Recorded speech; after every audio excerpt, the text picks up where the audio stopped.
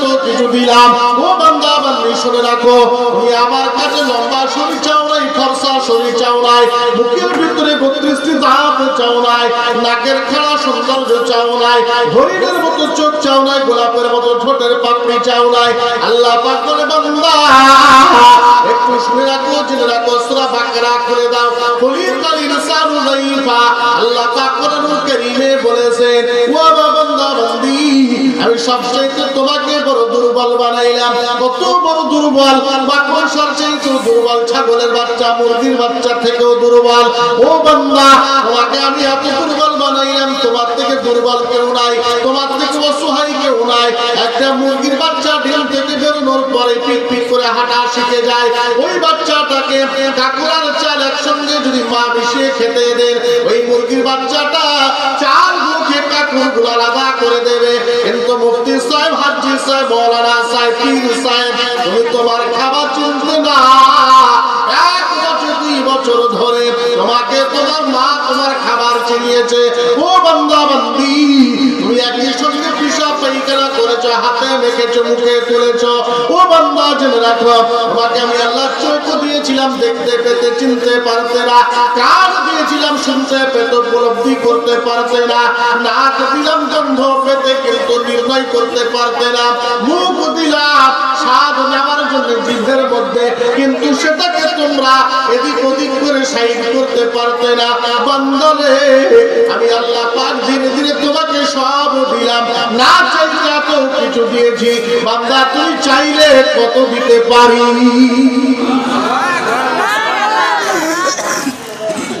ঠিক কিনা ধরে কর, চেয়েছিলাম এতেও শান্তি না। এই ফাজলাম হচ্ছে, ইয়ার কি হচ্ছে?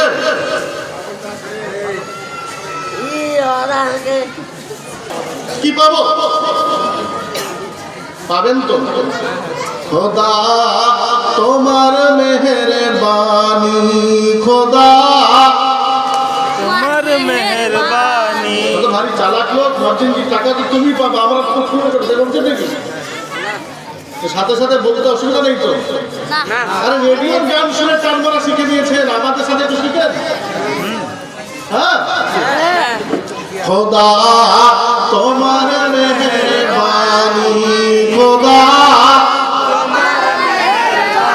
সুন্দর ফুল সুন্দর ফল মিঠা নদীর পানি, খোদা তোমার মেহেরবানি, খোদা তুমি কতই দিলে রতন ভয়ে মোরা পুত্র সজন, ক্ষুধা পেলে অন্ন যোগাও, ক্ষুধা পেলে অন্ন যোগাও, মানি চাই না মানি, খোদা তোমার মেহেরবানি, খোদা তোমার মেহেরবানি, খোদা সুন্দর ফুল সুন্দর ফল মিঠা নদীর পানি, খোদা।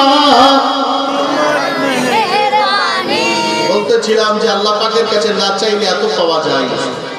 ভেবেছেন একটা মুরগির বাচ্চাকে হাঁটা শিখাতে হয় না, আমাকে শিখাতে হয়েছে, হয়নি? একটা মুরগির বাচ্চাকে খাবার চিনাতে হয় না, আমাকে চিনাতে হয়েছে। এত বাহাদুরি কাকে দেখান, এত মাস্তানি কাকে দেখান? জমিদারের দেমাগ, পাওয়ার দেমাগ, টাকার দেমাগ, বংশের দেমাগ, মাঘ মাসও বোতাম খুলে বডি খুলে বলে চালাচ্ছে গো। কি কি দেমাগ! আমি সেটা হেমতাবাদে বলছিলাম যে বাবু দেমাগ তুমি কত বড় মাস্তান, বিছানায় শুয়ে দিয়ে একটা মশা ছেড়ে দিলে বোঝা যায়। গানের পাশে মশা যখন গান শোনাতে শুরু করে, বেদের মেয়ে জ্যোৎস্না তোমায়, তখন বাড়িয়ে লিখেছিল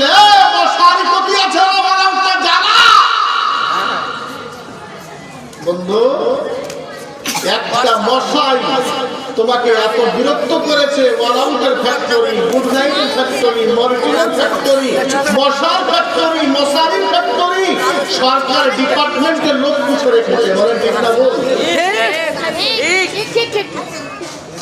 এক মশা থেকে বাঁচতে পারো না, এত দিমাগ কাকে দেখাও? এত মাস্তানি কাকে দেখাও? এক মশা থেকে বাঁচার ক্ষমতা তোমার নেই। বাহাদুরি তো তোমার তখন চলবে যখন কাফনের ভিতরে কত বৃষ্টি জাত বের করে কবরে চলে যাবে।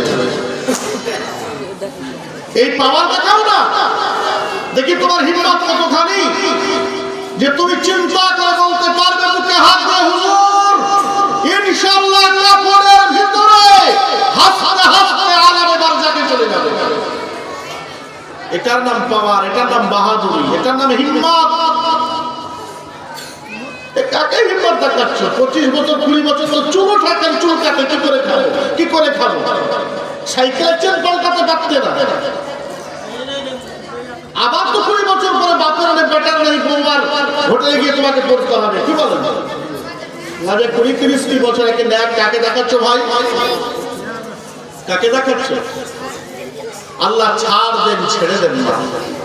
আল্লাহ পাক ছাড় দেন, ছেড়ে فيغفر لمن يشاء ويعذب من يشاء والله على كل شيء قدير। যাকে ইচ্ছা পাকড়াও করবেন, যাকে ইচ্ছা তিনি ছাড় দিতে পারেন। সমূহ ক্ষমতার একমাত্র মালিক হচ্ছেন আমার আল্লাহ। করে কেলি চলবে না। বহু ক্ষমতাধর মানুষ দেখলাম, আমার আল্লাহ থেকে বেশি ক্ষমতাবান কাউকে পেলাম না।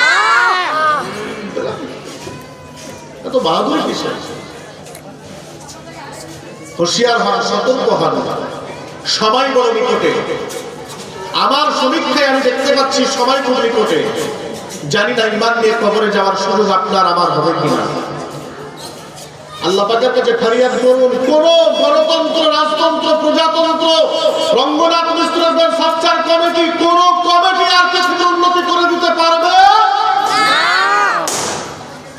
রাসূল কারীম পর্দা নেওয়ার 400 বছরের মাথায় পৃথিবীতে যত অশান্তির দাবানল জ্বলে গিয়েছিল, ওই সময় পৃথিবীতে শান্তির বাণী শোনাতে, এই পৃথিবীর সংস্কার করতে আল্লাহ তাআলা পাঠিয়েছিলেন যাকে, তার নাম হুজুর আব্দুল কাদের জিলানী। মুহিউদ্দিন আব্দুল কাদের জিলানী তিনি এসে পৃথিবীতে শান্তির বার্তা দিয়েছিলেন।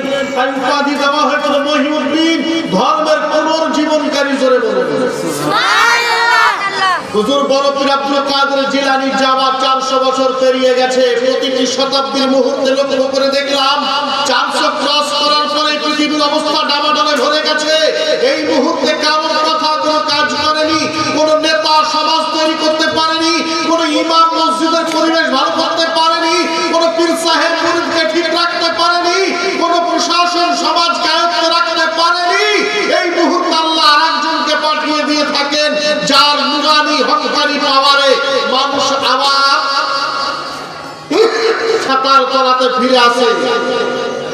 আমার ভারতবর্ষের মাটিতে সম্রাট আকবর এত অত্যাচার শুরু করেছিল ইসলামের উপরে, দ্বীন ইলাহি করেছিল চালু, নবীর নামকে ভ্যানিশ করে মুহাম্মদুর রাসূলুল্লাহ চলবে না, লা ইলাহা ইল্লাল্লাহ আকবর খলিফাতুল্লাহ চালাতে হবে। ঠিক না? জোরে বলেন সুবহানাল্লাহ। ইতিহাসকে কেউ পড়ে আছে না নাই?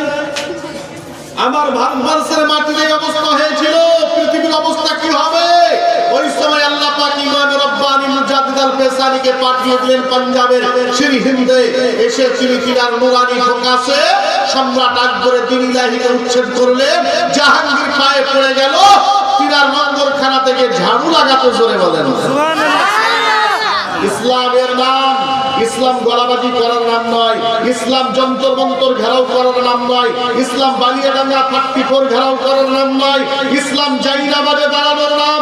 ইমানদার তুমি যেদিন জাইনাবাদে দাঁড়িয়ে যাবে, মিসাইল নয় পরমাণু ভারতের মাটিতে কেউ ফেলতে চাইলে পরমাণু বেলুনের মতো ফুসকে উড়ে যাবে। এটা হলো ইমানদারের পাওয়ার। জোরে বলুন।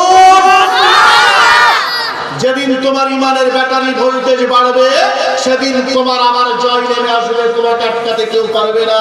কিন্তু তুমি তো জন্মের চেষ্টাই করবে না। মাওলানা রুমি রাহমাতুল্লাহ আলাইহি মাসনাবি রুমির মধ্যে বলেছেন, হে ঈমানদার, তুমি যেদিন ফজরের জামাতে দাঁড়িয়ে যাবে, কিসের জামাতে বললাম? ফজরের। জোরসে বলো না ভাই। যেদিন তুমি ফজরের জামাতে দাঁড়িয়ে যাবে, পৃথিবীর পতাকা তোমার হাতে এসে ঘুর ঘুর করবে। জোরে কর সুবহানাল্লাহ, সুবহানাল্লাহ। সারারাত্রি মোবাইলে চ্যাট করবা লাভারকে, আই লাভ ইউ, 100% লাভার। এই জীবন তোমার জন্য কত ভিন্ন হয়। তো জীবনের মালিক আমি, আমার মালিক নই। আবার আরেকজনে বলেছে জীবন তোমার জন্য, মানে কত ধোঁকাবাজি করছে ভেবেছেন? আর পাগলির দিক থেকে বলছে আমার জন্য সব ছেড়ে দিয়েছে রে, জীবনটাই আমার জন্য, ওদিকে হেলে হেলে করছে। আমার একটা ইয়ং ব্যাটালিয়ান বলে ফেললো, বান্ধবীকে গার্লফ্রেন্ডকে এ শুধু জীবন তোমার জন্য। আর উনি ওই ভদ্র মহিলার পার থেকে বলছে কেন্দ্রে কেন্দ্রের মা, ওকে বিয়ে করবো, কাউকে ভালো লাগছে না। আমি বলছি যুবক, তুমি ওই মেয়েটাকে পাগলি বানালে, জীবনটার মালিক তুমি নাও। তুমি তোমার মালিক নাও, তুমি জীবনটা আবার কাকে দেবে? ঠিক কিনা জোরে বলেন। সুবহানাল্লাহ। কটাকা দেবে? গোলাম নবী নামে, নাম তো চমৎকার নাম, মাশাআল্লাহ। গোলাম নবী নামে 500 টাকা, আলহামদুলিল্লাহ। হ্যাঁ, তাহলে আমাদের চিন্তা ভাবনা পরিবর্তন করা লাগবে কিনা? তো জোরে বলেন। মা ওয়াজ আপনাদের করবো না এদের করবো? কোনটা করবো? কোনটা করবো? এই যে সবটাই করেন, মানে ব্যাটে বলে সবটাই চালাতে, উইকেট যেন না হয়। ঠিক তো? ইনশাআল্লাহ। চলেন, মনে পড়ে গেল মা বোনদেরকে দেখে অনেকদিন ওয়াজটা মনে আসেনি, আজকে করে দিই। চলে গেলাম একটু রহমান শোনাতে, যাবো নাকি? জোরে মোহাম্মদের দুরূদের নাজরানা শুনিয়ে দিন। আল্লাহুম্মা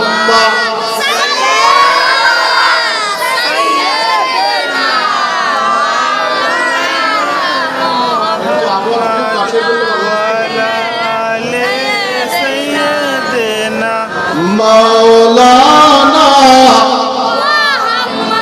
ভাইজান আমার কথা দূরে থেকে বললে কি বুঝতে পারছেন? কথা কি বুঝে আসছে? মাইকমান ভাইকে বলবো যে বাইরে ইকো খুব খেলাবেন না, কারণ ইকো খেলালে কথা বাইরে লোক বুঝতে পারবে না, ভেসে চলে যাবে। মানুষ যেন কথা বুঝতে পারেন সেভাবে সাউন্ড করবেন। সুন্দর সাউন্ড হয়েছে, টেনশন নেই। নবী পাকের কথা মনে পড়লো, একটু ব্রেনে নিয়ে যান। মজার কথা বলছি, রাসূল করিম সাল্লাল্লাহু আলাইহি সাল্লাম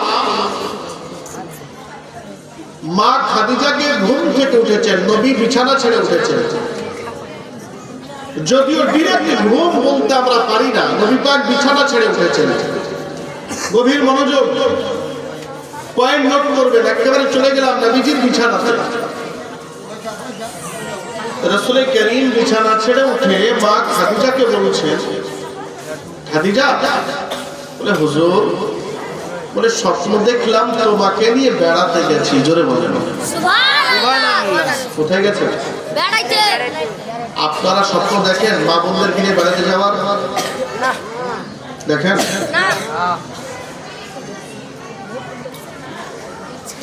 নবী পাক আমার বলছেন খাদিজাকে, খাদিজা, স্বপ্ন দেখলাম তোমাকে নিয়ে বেড়াতে গেছি। মা খাদিজা বললেন, ইয়া রাসূলুল্লাহ, খুব ভালো খবর, সুন্দর খবর। আপন কাজে ব্যস্ত। নবী পাক বলছেন, কিছু বলছেন আছে?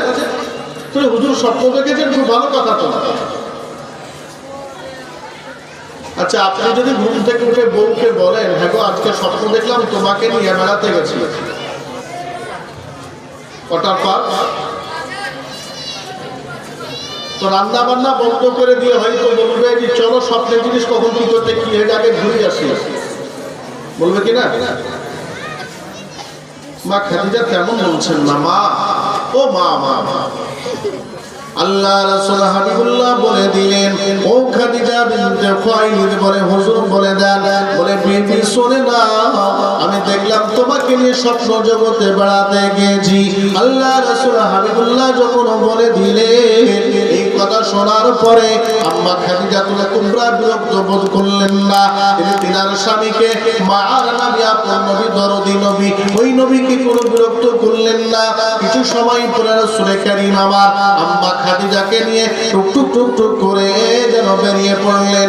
খাদিজা হুজুর বলেন, বলে আমি তোমাকে নিয়ে জেদ্দা লোহিত সাগর বেড়াতে নিয়ে যাব।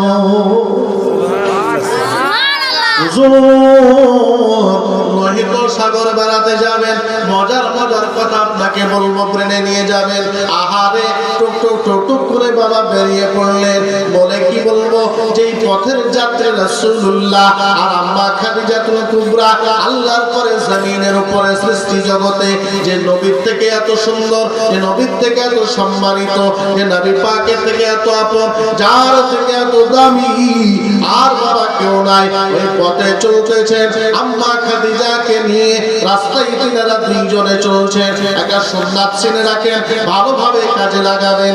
আল্লাহ রাসূল যখন রাস্তায় চলতেন বেগম সাহেবাগণকে নিয়ে, নিজের অর্ধাঙ্গিনী নিজের স্ত্রী বেগমকে নিয়ে, হুজুর নিজের বেগম সাহেবা আঙ্গুলের ভিতর আঙ্গুল ভরে, হাত ধরে আঙ্গুলের ভিতর আঙ্গুল ভরে দুইজনে রাস্তায় হাঁটতেন। স্বামী স্ত্রী একই সঙ্গে পাশাপাশি, স্বামী স্ত্রী একই সঙ্গে পাশাপাশি আঙ্গুলের ভিতর আঙ্গুল ভরে রাস্তায় চলাটা নবী পাকের সুন্নাত।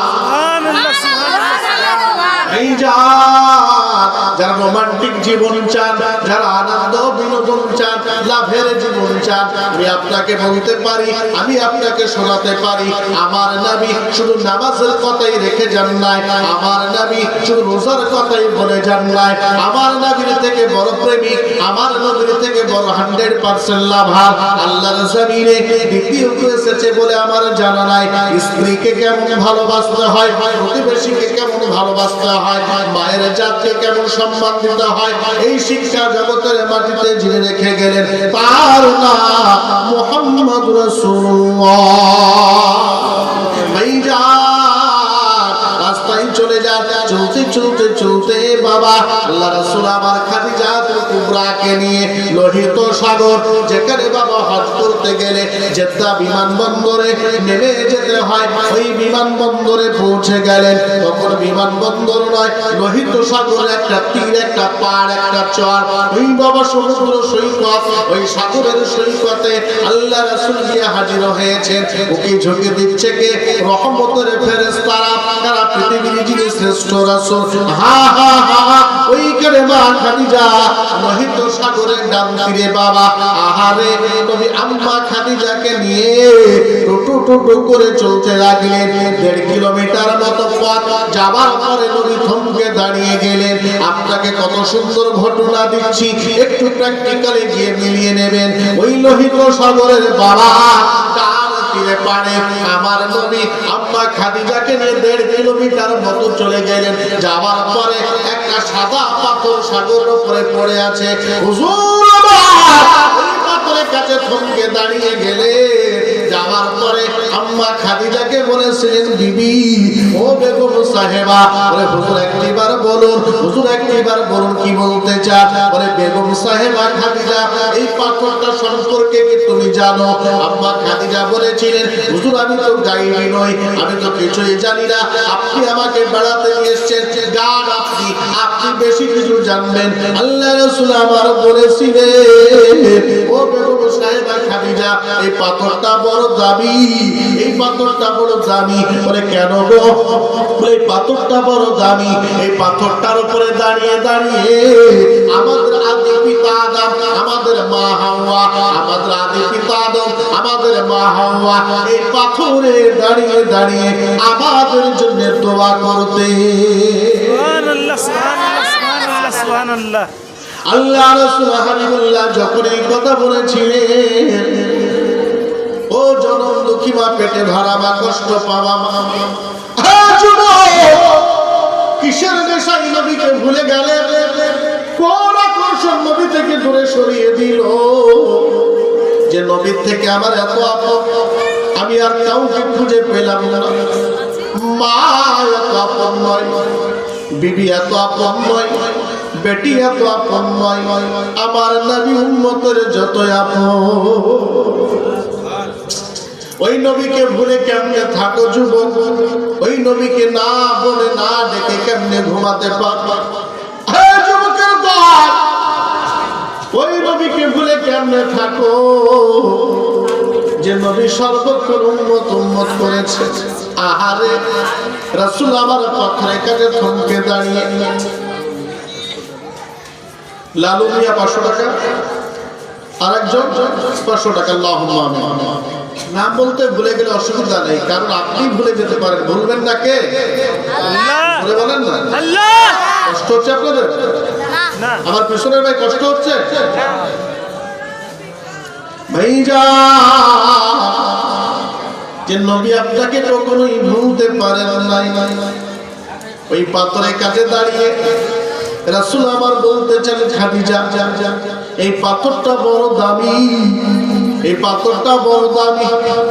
এই পাথরটার উপরে দাঁড়িয়ে দাঁড়িয়ে আমাদের আদি পিতা আদম, আমাদের মা হাওয়া আলাইহিস সালাম ওই পাথরে দাঁড়িয়ে দোয়া করতে। যখন ওইখানে চলে এসেছি তুমি আর আমি, আমার মনটা চাই, আমার মনটা বলে, আমার মনটা বলে চলো চলো ওই পাথরে তুমি আর আমি দাঁড়াবো। আমাদের আদি পিতা মাতা আমাদের জন্য দোয়া করেছেন, ওই পাথরে তুমি আর আমি দাঁড়াবো, আমরা আমাদের উম্মতের জন্য দোয়া করবো। জোরে কি বাবা বলা যাবে না? বিবি ও বেগম সাহেবা, ও খাদিজা, চলো চলো এই পাথরটার উপরে তুমি আর আমি দাঁড়াবো। দাঁড়িয়ে দাঁড়িয়ে আমার উম্মতের জন্য দোয়া করব, আমাদের পিতা মাতার সুন্নাত আদায় হয়ে যাবে আর উম্মতের জন্য দোয়া হয়ে যাবে। আমি তোমাকে লক্ষ্য করে বলতে চাই, আমি তোমাকে জানাতে চাই, মনোরঞ্জন পরিবেশ, বিনোদনের পরিবেশ, প্রেম আদান প্রদানের পরিবেশ, যেখানে তুমি বান্ধবী পেয়ে মা ভুলে যাও, বেটা ভুলে যাও, বিবিকে বিছানায় পেয়ে, কিন্তু আহারে আমার মার নবী কত আপন। প্রেমের মজলিসে, রোমাঞ্চকর পরিবেশে উম্মতকে তিনি ভুলতে পারছেন না। আল্লাহ রাসূল হাবিবুল্লাহ ওই পাথরটার নিচে দাঁড়িয়ে যুবক, পাথরটার গুনাহগার নবী আমার বলতেছে, আহারে খাদিজা পাথরটা বড় দামি, এই পাথরটাতে নবীর পা উঠেছে, আদি মাতা হাওয়ার পা উঠেছে। পাথরটা বড় দামি, সম্মানিত পাথর। এই পাথরে আপনার নবী, আমার নবী, দরদি নবী, আপন নবী, স্পেশাল নবী, পাওয়ারফুল নবী, শ্রেষ্ঠ নবী, সবচেয়ে সম্মানিত নবী, নবী যখন পা তুলতেছে, এতক্ষণ তো আদম নবী পা তোলার কারণে দামি ছিল, এতক্ষণ তো মা হওয়া পা তোলার জন্য দামি ছিল, কিন্তু না না না, বিশ্ব নবী আমার পা উঠাচ্ছেন। যেই নবী ওই পাত্র পরে কদম তুলেছে, আল্লাহ তাআলা বলছেন জিবরাইল, বলে আল্লাহ বলো যে দেরি করবে না, করবে না, তাড়াতাড়ি নবীর কাছে চলে যাও। বলে কেন গো মাহমুদ? বলে এই পাথরটা আদমের কারণে দাঁড়িয়ে ছিল, এখন আমি আল্লাহ পাক আমার নবীর কদম পড়ার কারণে ওই পাথরের তলটাকে, নিচেটাকে মণি মুক্তর ফ্যাক্টরি বানিয়ে দিব। সুবহানাল্লাহ, সুবহানাল্লাহ। আর একটু জোরে বলবেন না? আর একটু পরে বলবেন নাকি? সুবহানাল্লাহ চিল্লা বলেন। জোরে বলেন আল্লাহু আকবার। যেই নবীর কদম উঠে গেল, যেই নবীর চরণ উঠে গেলে, যেই নবীর পা উঠে গেলে, ওই পাথরের তলদেশটা, পাথরের নিচেটা, সাগরের গভীরটা মণি মুক্তর ফ্যাক্টরি বেনে যায়। আল্লাহ রাসূল মায়ার নবী হাবিবুল্লাহ আহারে ওই পাথর যখন পা উঠিয়ে দিলেন, পা ওঠানোর পরে হুজুর আমার উম্মতের জন্য দুইজনই দোয়া করতেছেন। আল্লাহ পাক আমার বলে, ও জিবরিল চলে যাও রাসূলের কাছে যাও, রাসূলের দরজায় চৌকাঠে চলে যাও, আমার রাসূলকে বলে দাও, আমার হাবিবকে বলে দাও মাওয়াজাল বাহরাইনি ইয়ালতাকিয়ান বাইনাহুমা বারযাখুন লা ইয়াবগিয়ান ফাবিআইয়ি আলাই রাব্বিকুমা তুকাযিবান। চিল্লা বলেন সুবহানাল্লাহ। এই নবী তুমি যেখানে কোরআন সেখানে কোরআন তোমার পেছনে সম্মান, নবী তুমি সর্বোচ্চ শেখরে। নবীজির কাছে আল্লাহ পাক জানিয়ে দিলেন মাওয়াজাল বাহরাইন ইয়ালতাকিয়ান। উলামা হযরত আছেন 27 পারা সূরা রহমানে খুঁজে দেখবেন মাওয়াজাল বাহরাইনটা দ্বিবচন তাসনিয়া, দুটো সমুদ্র প্রবাহিত। মাওয়াজাল বাহরাইন প্রবাহমান দুইটি সমুদ্র। ইয়ালতাকিয়ান এটাও তাসনিয়া, এটাও দ্বিবচন। বাংলাতে ইংরেজিতে এক বচন বহু বচন হয়, ওয়াহিদ তাসনিয়া জামাআত আরবিতে হয়। বাংলাতে একের বেশি হলে বহু বচন, ইংরেজিতে একের বেশি হলে বহু বচন, আরবিতে একের পরে দ্বিবচন, দুইয়ের বেশি তিন না হওয়া পর্যন্ত বহু বচন হয় না। এইখানে ইয়ালতাকিয়ান মিলিত অবস্থায় দুইটি সমুদ্র একই সঙ্গে প্রবাহিত। ওগো নবী এতক্ষণ পর্যন্ত তো সত্যি পাথরটা দামি ছিল, কিন্তু এত দামি ছিল না। আমি এখন যত দামি করে দিলাম নবী গো, তোমার কদমের সম্মানে এই সমুদ্রের তলদেশটাকে আমি আল্লাহ মনি মুক্তর কারখানা বানিয়ে দিলাম।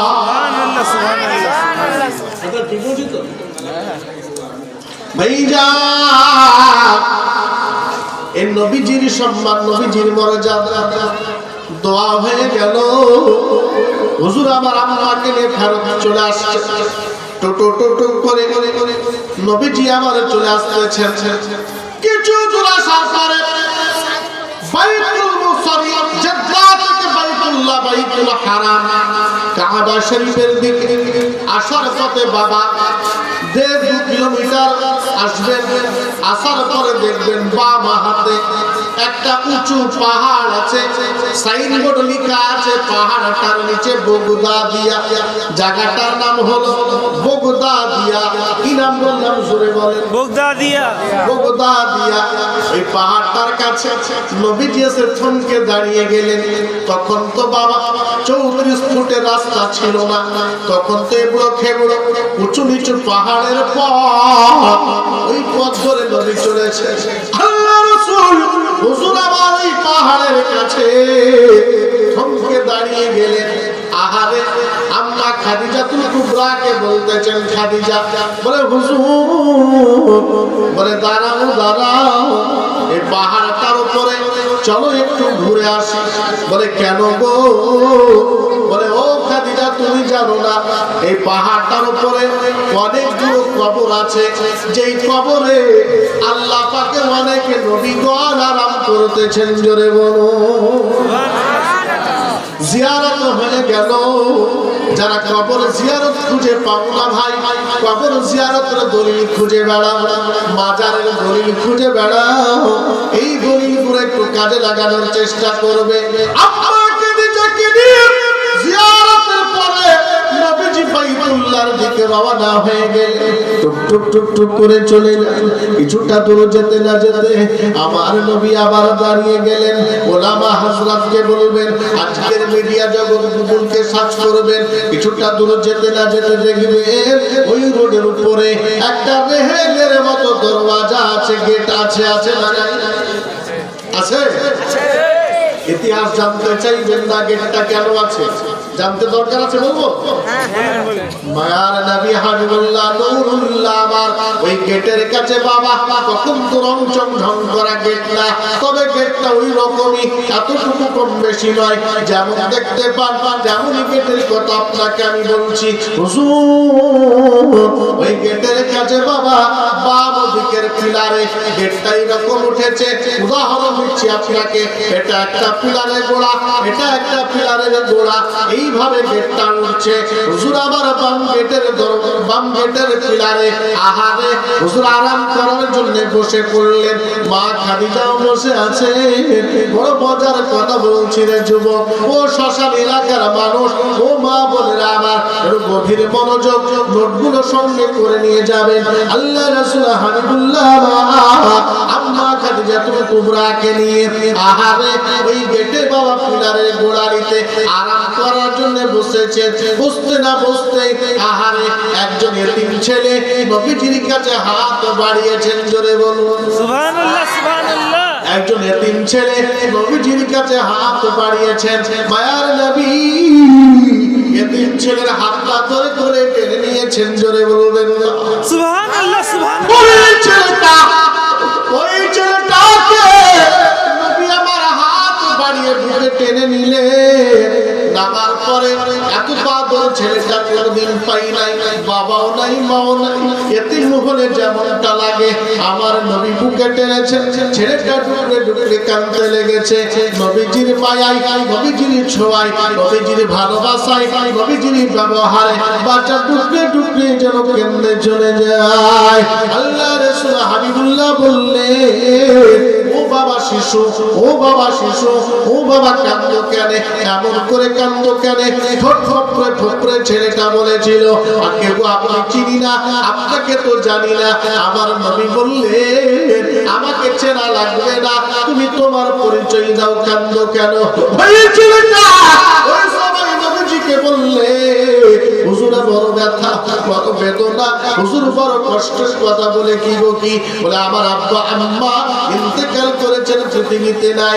আমাদের জমি জায়গা আবু জাহেল জোর করে দখল করে নিয়েছে, এতটুকু আমাদের দিতে চাই না। আল্লাহ রাসূল হাবিবুল্লাহকে ওই বাচ্চাটা বিচার দিল, বাচ্চাটা শেখায়া দিল। সঙ্গে সঙ্গে সঙ্গে আমার আল্লাহ পাক বলছেন, ও জিবরাইল দেরি করবে না, আহারে আমার নবীজির কাছে তাড়াতাড়ি যাও, আমার হাবিবের কাছে যাও, ওই পিলারের কাছে পৌঁছে যাও, নবীজির কাছে যাও। আল্লাহ রাসূলের কাছে জিবরাইল এসে হাজির হয়ে গেলেন। আওয়া আইতাল্লাযী ইউকাযযিবু বিদ্দীন فذلك الذي يدعو اليتيم ولا يحض على طعام المسكين। চিল্লা বলেন আল্লাহু আকবার। আল্লাহু আকবার। ও নবী, এ আবু জাহেল মিথ্যা প্রতিশ্রুতি দিয়ে তার বাপ মার কাছ থেকে দেশের নেতা বলে, জমিদার বলে, গোষ্ঠী নেতা বলে, এলাকার প্রভাবশালী লোক বলে তার বাপ মা তাকে এই বাচ্চার সম্পদ জমা রেখে গিয়েছিল। কিন্তু আবু জাহেল মিথ্যা প্রতিশ্রুতিতে নিজে ভোগ করে বাচ্চাগুলোকে দেয় না। নবী গো, আর আইতাল্লাযী ইউকাযযিবু বিদ্দীন, আপনি কি দেখছেন না, আপনি কি দেখছেন না মিথ্যাবাদী আবু জাহেলদের অবস্থা? ও নবী, আপনি তাকে বলে দেন, আপনি তাদেরকে বলে দেন, এতিম মিসকিনকে যারা গলা ধাক্কা দেয়, তাদের আত্মসাৎ করে, আমি আল্লাহ তাদের জন্য বড় কঠিন হয়ে যাব। এর জোরে কি বলা যাবে না? কোরআনের 114টা সূরা কবে কোথায় কি কারণে কোন তারিখে কটার সমাতে অবতরণ হয়েছে, অবতীর্ণ হয়েছে, ইনশাআল্লাহ এই ক্ষুদ্র জ্ঞানে, আমার ছোট্ট জ্ঞানে কিছু জানা আপনাদের শেয়ার করতেছি। কেননা আমার মনে হয় কোরআন তো দূরের কথা, কোরআন ছোঁয়ার মতো যোগ্যতা আমার মধ্যে হয় নাই। কেননা যে কোরআন পাক আল্লাহ পাঠিয়েছেন, নবী নিয়েছেন, আল্লাহ নিজে নূর, নবী নিজে নূর, ফেরেশতা জিবরাইল নূর। নূরের কোরআন আমি মাটি হয়ে কেমনে বুঝবো বলে? এই জন্য কোরআনকে বুঝতে গেলে অন্তরে নূর লাগবে, নূর। এইখানে নূর লাগবে। কদ আফলাহা মান যাক্কাহা ওয়া কদ খাবা মান দাসসাহা। এই জায়গাটাকে শুদ্ধীকরণ করার পরে ইসলাহ করে নিজের সংশোধন করে যে নূর জ্বালিয়ে দিতে পেরেছে, তিনি যত সুন্দর কোরআন বুঝবে, তুমি কিতাব পড়ে তত সুন্দর বুঝবে না। একটু চিল্লা কি বাবা বলা যাবে না? আর যদি দাবিয়ে দিলাম, ওঠান বুখারী শরীফের প্রথম খণ্ড, কিতাবুল ইলমের অধ্যায়, মাদ্রাসা, অক্সফোর্ড, কেমব্রিজ, নালন্দা বিশ্ববিদ্যালয়ে পড়ার থেকে নবীজির বুকে নবীজির সিনাতে আল্লাহওয়ালাদের সিনাতে বেশি পাওয়া যায়। হযরত আব্দুল্লাহ বিন আব্বাস 15 বছরের যুবক, 15 বছরের সন্তান, আমার নবীজির চাচাতো ভাই আল্লাহ রাসূলকে এসে বলেছিলেন, হুজুর গো আমি একটা দাবি নিয়ে এসেছি। নবী বললেন, কি দাবি তোমার বলো ভাই? আল্লাহ রাসূলকে হযরত আব্দুল্লাহ বিন আব্বাস, আব্বাসের ছেলে আব্দুল্লাহ বললেন, কোরআনের জ্ঞানে জ্ঞানী হতে মন চাই, কেমন করে জ্ঞানী হতে পারবো? মার নবী আমার আব্দুল্লাহ দুই বগলে হাত ধরে উঠিয়ে নিলেন, গলার সঙ্গে জড়ায় বুকে বুকে সেটে নিলেন, বুকে বুকে সেটে নিলেন। কিছুক্ষণ সেটে নেওয়ার পরে আব্দুল্লাহ বিন আব্বাস গোটা শরীরটা যেন ভূমিকম্পের মতো কাঁপে, ইলেকট্রিক শক দিলে যেমন কেঁপে ওঠে। কিছু সময় পরে আব্দুল্লাহ বিন আব্বাস চিৎকার দিয়ে বলেছিলেন, আল্লাহর জমিনে নবীর পরে সবচেয়ে কোরআনকে যে বেশি জানে আমি সেই লোকটা আব্দুল্লাহ, আমার থেকে নবীর পরে কোরআনকে কেউ জানে না। ওলামাকে জিজ্ঞেস করেন পৃথিবীতে শ্রেষ্ঠ তাফসীরের নাম তাফসীরে ইবনে আব্বাস। জোরে জোরে বলেন সুবহানাল্লাহ। বুঝা গেল বুকে বুকে সেটাও পাওয়া যায়, ইসলামকে বুকে বুকে সেটাও পাওয়া যায়, কিন্তু খাতা কলমে পাওয়া যায় না।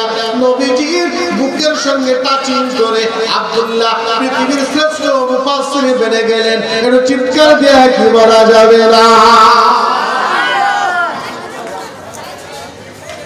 ভাই আমি বলতে লাগলে হাত পাগলা হয়ে যায়, আপনার আবার ফুল পাগলা হচ্ছে না তো?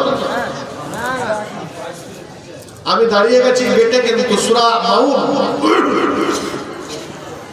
সূরা মাউনে থমকে আছি, এখনো কাবা শরীফের গেটে আসেনি। কোথায় আসবো?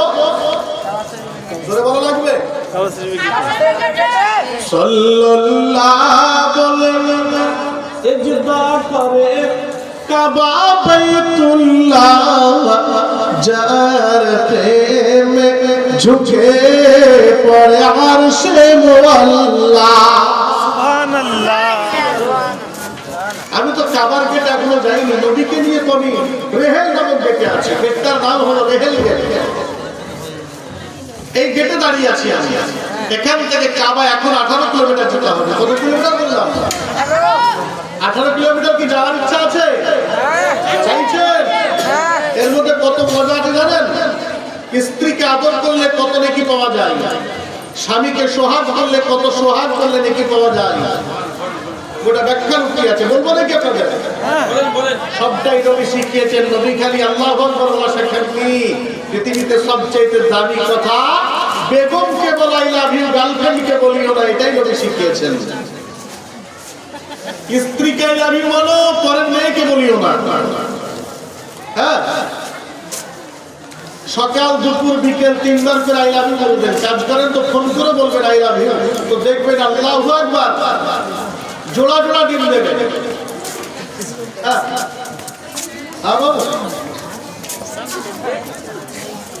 শাশুড়ির বাড়িতে জামাই আসলে দেখবেন শাশুড়ি ব্যস্ত হয়ে যায়, তাই না? হয়, আমার দেশে হয়, আপনাদের দেশে হয় কি?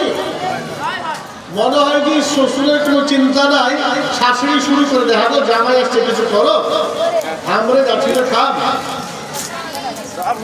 তুমি সারা জীবনে ওরকম থেকে গেলে জামাইটা চলে আসবে, তুমি বানিয়ে রাখবে, বলেন শুরু হয় না?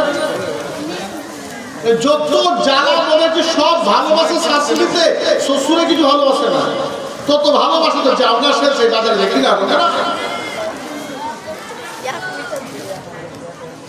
জামাইয়ের ইলিশ লাগবে, দেশি মুরগি লাগবে, ডিম লাগবে, কত খাতির বাপরে বাপ। আমি চিন্তা করতাম যে জামাইকে শাশুড়ি এত জোড়া জোড়া ডিম এত ভালোবাসে কেন? আসল স্বার্থ হচ্ছে শাশুড়ি মনে করেন যে জামাইকে যত সোহাগ করবো, ভালো মন্দ খাওয়াবো, আমার বেটিকে তত বেশি আদর করবে, ভালোবাসবে, ঠিক কি না? একদিন 2 থাপ্পড় মেরে দিয়েছে, জোড়া ডিম তো দূরের কথা, পোল্ট্রি ডিম জুটবে না। একদিন ওর বেটিটাকে 2 থাপ্পড় মেরে দিয়ে চলে যান শ্বশুর বাড়ি, ইলিশ তো দূরের কথা, পোল্ট্রিও জুটবে না। কারণ শাশুড়ি যেটুকু খাওয়াই জামাইকে বিটির স্বার্থে, কি হযরত বেটির সাথে খাওয়াই ভালো আছে। তো আমি যে আপনাদেরকে এত সুন্দর কথা বলছি কিছু স্বার্থ আছে না হযরত? আছে তো। 18 কিলোমিটার যাব আপনাদেরকে নিয়ে, সেই রেহেল থেকে জমি কিনে জমির চৌহদ্দি থাকে কি থাকে না আছে, বুঝেন তো? রেকর্ড দলিল করার সময় উত্তরে অমক, দক্ষিণে অমক, পূর্বে অমক, পশ্চিমে অমক থাকে তো জমি। তো কাবা শরীফের একটা চৌহদ্দি আছে, যে এরিয়ার মধ্যে 1 রাকাত নামাজ পড়লে 1 লাখের নেকি পাওয়া যায়। সুবহানাল্লাহ, সুবহানাল্লাহ। যে এরিয়ায় প্রবেশ করতে গেলে এই দেশে প্রবেশ করা যায় না, সাদা সাদা কি পরে মনে হয় না হাজী সাহেবরা? ইহরাম পরে না, চৌহদ্দির মধ্যে ঢুকতে গেলে ইহরাম পরে ঢোকা লাগে। সেই এরিয়াতে ঢুকবো, আপনাকে নিয়ে যাওয়ার ইচ্ছা আছে আপনাদের? জোরে বলে মাশাআল্লাহ। 5000 টাকা একজনে কেউ দেবেন? আছেন? 3টে প্রেসক্রিপশন করে দেব বুখারী শরীফ থেকে, 3টে। নাম্বার 1, অনেক ভাই বোন বলেন যে হুজুর এত ডাক্তার দেখাই পেটের গ্যাস ভালো হয় না, বলে না? আমি আপনাকে কথা দিচ্ছি, বুখারী শরীফের হাদিস থেকে ট্রিটমেন্ট করব, কোনো ওষুধ লাগবে না। নবীর ফর্মুলাটা মেনে নেবেন, আপনার গ্যাস অটোমেটিক ভালো হতে লাগবে। নাম্বার 2, অনেকে বলেন হুজুর পেশাব ফেরার পরে দাঁড়াচ্ছি, উঠছি, তো আমার মনে হয় 2-1 ফোঁটা পেশাব পড়ে যাচ্ছে, বলে না? আমি আপনাকে 92 বছর পর্যন্ত কথা দেব, নবীজির কথাটা মেনে নেবেন, পেশাব চপিয়ে পড়বে না ইনশাআল্লাহ। নাম্বার 3, বর্তমান পরিস্থিতিতে পরিবেশ খুব জঘন্য হয়ে গেছে, যুবকদের যৌবন ক্ষমতা চলে যাচ্ছে। অনেক বন্ধু ডাক্তার আছে আমার, তারা বলে পরিস্থিতি খুব খারাপ। আমি যুবক তোমাকেও বলছি, যাদের সমস্যা তাকেও বলছি, 97 বছরে বৃদ্ধ নবীকে গিয়ে বলছেন হুজুর 4টে বউ, যৌবন শেষ, বউদের হক আদায় করতে পারি না। নবী যে ফর্মুলা বলে দিলেন, 18 বছরের যুবক হয়ে গেলেন। জোরে বলুন এগুলো আমাদের জানা প্রয়োজন আছে না নাই? আছে। দরকার আছে না নাই? আছে। স্ত্রীর হক আদায় করা স্বামীর জন্য ফরজ। হুন্না লিবাসুল লাকুম ওয়া আনতুম লিবাসুল লাহুন্না, তাফসীরে চলে যান, এই জমে যাবে সেখানে গিয়া। খারাপ লাগছে আপনাদের? 3টা প্রেসক্রিপশন করে দেব। সমাজ দরদি কেউ আছেন, সমাজসেবী, যে আমি 5000 টাকা দেব হুজুর, জনগণের উপকার হয়ে যাক? আচ্ছা কেউ 5000 একজন নয়, একজন মানুষ চাইছি আমি, বেশি চাইনি, একজন লোকের দরকার আমার 5000 টাকা, যিনি এত বড় সমাজের কাজ করবেন, যার উপকারে লেগে যাবে, তার কমিশন স্বরূপ নাকি আপনি পেতে থাকবেন। আপনার 5000 টাকার বিনিময়ে এলাকার মানুষ নবীজির জ্বলন্ত হাদিস জানতে পেরেছে। কেউ আছেন না? একজন ভাই 2 দিন পরে দেবেন, অসুবিধা নেই, আপনাকে ভোটার কার্ড থেকে খুঁজে বের করে নেব। কেউ আছেন 5000 দেওয়ার মতো? নাই। আল্লাহু আকবার। আসলাম কোথায় গো? এলাম কোথায়? এটা তো চাওয়ার ঢং নেই আমার নিজের। একজন চাইলাম 5000 টাকা, এত কঠিন? টাকা কি খুব কঠিন দিতে হবে? সোনার বাড়ি রইবে তোমার হেথায় পড়ি, যাবে চলে কান্ধে চলে। চাঁদির বলে দিয়েছে, সোনা দিয়ে নাকি? মাশাআল্লাহ, যেটুকু দিয়েছেন সেটা আল্লাহ কবুল করুন। বলেন আমিন। তো জোরে বলবেন না? আমিন বলতো কি ট্যাক্স নেওয়ার দিকে না? অনেক মহিলা দিয়েছেন, ইনশাআল্লাহ দোয়া হবে। এইভাবে দোয়া না, থাকবেন এখানে, আপনার মন চলে যাবে মদিনা শরীফে, ওই ফাঁকে দোয়া করবো। রাজি আছেন? পারবো না? এটাই তো আসতে পারছি না ভাই। গোলাম, আপনার নাম? গোলাম নবী। 2, 3, 4, 5, 6, 7, 8, 9, 10 ভাইজান। এটাই ফাইনাল, কিছু করতে পারবো না।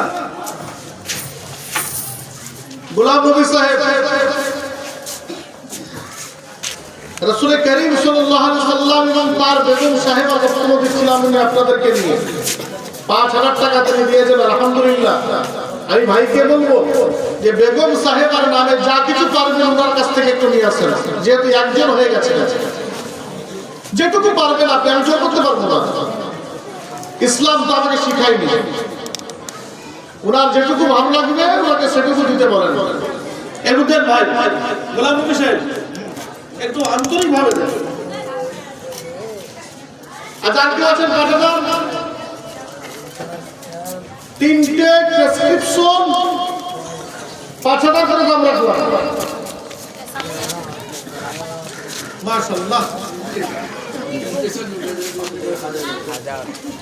নারে তাকবীর, নারে রিসালাত। জনাব ক্যাশিয়ার গোলাম নবী সাহেব 6000 টাকার দাতা, জিন্দাবাদ। গোলাম নবী সাহেবের দান চাওয়া পাওয়া সব উদ্দেশ্যকে আল্লাহ কবুল করুন, জোরে বলেন আমিন। আরেকজন আছেন, আপনি সময় নষ্ট করলে আমার সময় চলে যাবে, দিতে হবে আপনাকে। আমি চাইছি আপনাকে এটা সুযোগ মনে করেন। ওলামা হযরতরা চেয়ে আপনাদেরকে আখিরাতের জন্য হালকা করে দেন। এটা বাহানা করে নিয়ে আল্লাহ আপনাকে কাল কিয়ামতে বাঁচিয়ে দিতে পারেন। এটা আপনাদের সুযোগ, যে আমরা চাই আপনারা সুযোগ পেয়ে যান। রানিং মাস্টার সরকারি ডাইরেক্টর প্যারাডিজের মধ্যে ডাইরেক্ট একটু দেখেন না, সামনে দিয়ে দেবে মমতা ব্যানার্জি, টেনশন নেই। মাদ্রাসার ক্যাশিয়ার আছে জনাব মাস্টার সেলিম সাহেব, এজ এ টিচার একজন। বেশি চাইনি আমার কাছে, একটু দেখেন যদি সম্ভব হয়। সামনে পে কমিশন হবে, আরো কিছু হবে, আগে কিছু করবো। দেখুন আন্তরিক ভাবে বলেন, সম্ভব হলে, জোর করে নয়। 6 নারে তাকবীর, নারে রিসালাত। জনাব মাস্টার সেলিম সাহেব 6000 টাকা দাতা। আরেকজন মাশাআল্লাহ, সময় নষ্ট করবেন না। আমি যাইনি আপনাদেরকে নিয়ে, কারণ পরিবেশ আমি বুঝতে পারিনি। আছেন কেউ?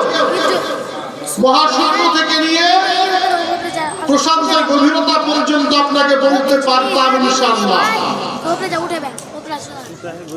কিন্তু পরিস্থিতি পরিবেশ কোন অনুকূলে জানছি না। আরেকজন ভাই আছেন 6000 টাকা আছেন, একটু চাকরি দাঁড়িয়ে যান না, হুজুর আমি আছি দিয়ে দিব। এত মায়া।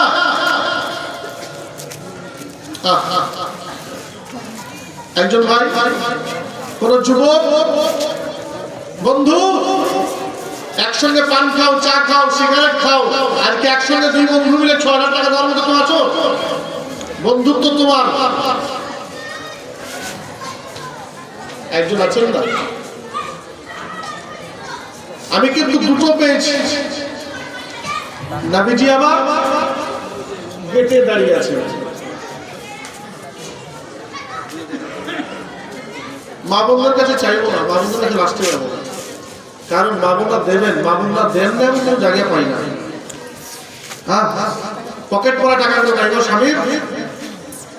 স্বামীদের পকেট মারেন কি আপনারা? কি হুজুরা ভয় দেখিয়ে রেখেছে নাকি জাহান্নামে? আমার মজলিসে বসতে গেলে মুখখানা বড় করেন, আমরা ইনশাআল্লাহ জান্নাতে যাব। কোথায় যাব? জোরে বলেন। এত ভয় করে চেহারা শুকিয়ে ফেলেছেন মনে হচ্ছে। হ্যাঁ, এত ভয় করে। আরে বলেন ইনশাআল্লাহ জান্নাতে যাব। আমার আল্লাহ সবাইকে জাহান্নামে দিবেন, জান্নাতে কাকে দিবেন? এত ভয় কেন? গুনাহ করেছি, পাপ করেছি, ক্ষমা চাইবো, ঠিক কিনা বলেন? ভুল হয়ে গেছে, মাপ চাইবো। সব সময় কি মাত্র যার কাছে না চাইতে এত কিছু পাওয়া যায়, তার কাছে চাইলে কি পাবো? ভাববেন, একটু চিন্তা করবেন। গুনাহ হয়ে গেছে তো কি হয়েছে? পাপ হয়ে গেছে, করে ফেলেছি, সরকার দেখবেন একটা ত্রাণ তহবিল তৈরি করে রাখে দেশের জন্য, প্রাকৃতিক বিপর্যয়ের মোকাবিলার জন্য। তো আবার আল্লাহ বান্দাকে সৃষ্টি করার আগে তিনি একটা তহবিল করে রেখেছেন গাফুর গাফফারের, জোরে বলেন। তিনি জানেন যে আমার বান্দা বান্দি গেলে মারামারি ঘোরাঘুরি কিলাকিলি করবে, আগেই তিনি একটা দপ্তর খুলে দিয়েছেন, বান্দারে ভুল করার পরে সে দাঁড়িয়ে যাবি, তোর আল্লাহু আকবার বলে দাঁড়াতে দেরি, আমার ক্ষমা করতে দেরি হবে না। হ্যাঁ, সুযোগ আছে, অপশন আছে, এত টেনশন কেন? 6,000 নেই ব্যাপার গো ভাইজান আমার। আল্লাহ রাসূল হাবিবুল্লাহ রেহেল নামক গেটে একটা পিলারে আম্মা খাদিজাতুল কুবরা কিনে বসা আছে। ওই মুহূর্তে ওই এতিম সন্তানটা নবীজির কাছে হাত বাড়াইলো, আর রাস্তার ধারে এতিম বাচ্চা কেন বসে কান্দে রে, আর সে পায়া হিলে রে, জোরে বলে। ইতিমদের সম্পর্কে কি বলা হয়েছে? ও বাবাজি আমার, আহারে কিতাবের মধ্যে পড়ে দেখেছি, কিতাবের মধ্যে পড়ে দেখলাম একজন ইতিম বাচ্চার মাথাতে যদি হাত বুলিয়ে দেন, আপনি হাতটা রাখবেন, আপনার হাতের তালুর ভিতরে যতগুলো চুল ধরা পড়েছে, ওই বাচ্চাটাকে একটু সমীহ করার জন্য, একটু স্নেহ দেওয়ার জন্য, একটু ভালোবাসা ভরে দেওয়ার জন্য, ততটা সাগীরা গুনাহ মাফ হয়ে যায়।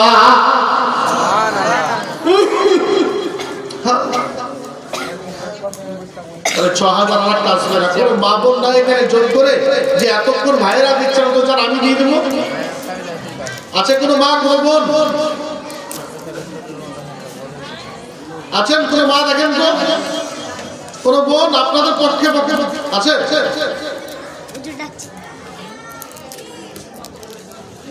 6,000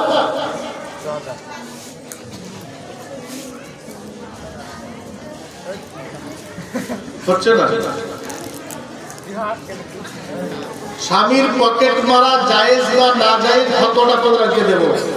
হ্যাঁ, স্বামীর পকেট মারা যাবে কি যাবে না? লাগবে?